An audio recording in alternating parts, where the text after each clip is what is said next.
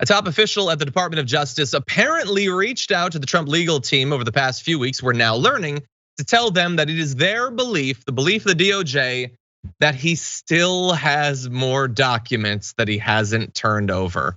Now, we had reason to believe this, and we'll go back through some of that evidence, but this is the biggest indication yet that is the position of the actual DOJ. They are skeptical that Mr. Trump has been fully cooperative in their efforts to recover documents. That's a bold position to take, that he hasn't been fully cooperative, but that's where they've gotten. Now, shortly after the search of Mar-a-Lago back in August, it was revealed that federal investigators had found dozens of empty folders at Mar-a-Lago marked as containing classified information. Of course, they're empty. Where are the documents? We don't know. The empty folders were found during the search of Mar-a-Lago, along with 40 other empty folders that they said contained sensitive documents that should be returned to staff secretary/military aid, according to a court filing. And importantly, this now provides an answer to a question that we were forced to ask after the empty folder story initially broke. Because although we will never and have never gotten credit for being fair, we were trying to be fair. And we said that while the empty folders could be an indication that documents were taken out of it and are hidden somewhere, it could also be the case that documents were in there, but they were taken out and they've already been recovered, that the other documents they found had been in the folders. This is evidence from the DOJ that that is not the case. They know what's supposed to be there, and they're implying that what is supposed to be in those folders was not recovered. So we're gonna be fair again. That doesn't necessarily mean that Trump took it and moved it to Bedminster or buried it with Ivana. He could have hidden it in the White House and never stolen it at all or something. If he'd just taken the folders and left the documents, then they'd have the documents. There'd be no reason for the DOJ to reach out. And so it's not looking good in terms of that. And if you want to establish sort of an idea of the state of mind of Trump, his motivations, his unwillingness to work with this investigation, and indeed his efforts to obstruct it, like the third or fourth time you keep documents following searches and raids, that doesn't look great for your side, I wouldn't think. But Jessica, what do you think? Yeah, pretty sure empty folder documents aren't in that folder, not in the other folders. The guy that took the folder with the documents in it, he's probably the guy that's got those. But to give him the benefit of the doubt, he might not even know he has them.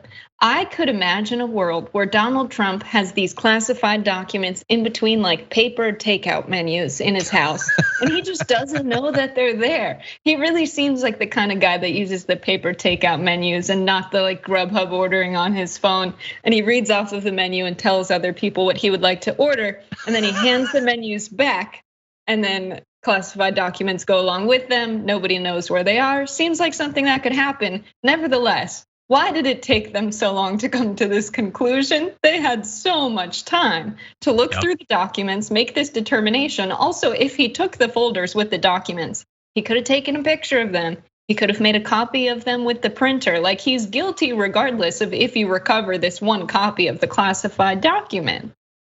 Like, do they not know this technology exists? 100%. Well, I think something like that could have happened. He could have had someone copy that. I have no doubt that there's no way he could operate a printer. And maybe he took a picture. He does like using his phone, but I guarantee that before he successfully got a photo of the documents, he took wide-eyed selfies by accident many, many times.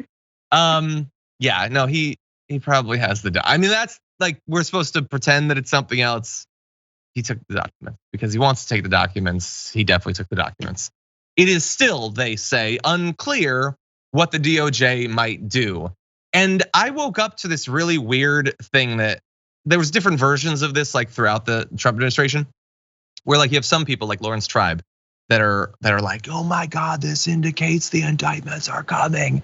And then a bunch of other people are like, well, we looked at the actual people in the DOJ that are working on this, and they're not exactly known for being like the most bold investigators. And Merrick Garland really hasn't given any signs for the past 2 weeks that he's gonna do anything about it. And so I feel like we're in sort of the same situation. The facts remain largely the same. He definitely did it. He knew what he was doing. He didn't declassify them. It was illegal. And there's no guarantee that anything bad is gonna happen to him as a result of it. So it should, maybe it will. And if not, there's still Fulton County that could produce something. But anyway, yeah, no guarantee, Jessica, that anything is gonna happen to him. Yeah, very interesting that Biden is warning us that we're nearing nuclear Armageddon. We know these classified documents contained secrets potentially related to where our nukes are, nuclear codes, things related to our national security. We also know that foreign nationals frequent Mar-a-Lago where Donald Trump lives. The fact that people in the DOJ are not taking this as seriously as it is concerning for everybody, because regardless of if America's warranted the enemies they've created in the world based on how they've acted, the people that live in the United States that will face the consequences if Donald Trump gives this information, sells it to someone, or just shares it with his buddies because he hates Joe Biden, there are real consequences to that people will face. And so inaction on behalf of the DOJ right now has huge consequences. It is criminal. So the fact that Merrick Garland's kind of sitting on his hands, like, we shouldn't be hoping that some Fulton County prosecutor gets Donald Trump when he's committing crimes of this scale. Yeah, we would be unwise to put all of our faith in that DA. Instead, we should put it all in Raymond Dearie, the special master. Surely he'll save us. Anyway, we'll see. Stay tuned. He'll eventually have his conclusion. And by the way, next week there are more of the January 6 hearings, probably the last of the January 6 hearings scheduled to happen. And so I'm sure we'll be doing live coverage, and who knows what they'll show.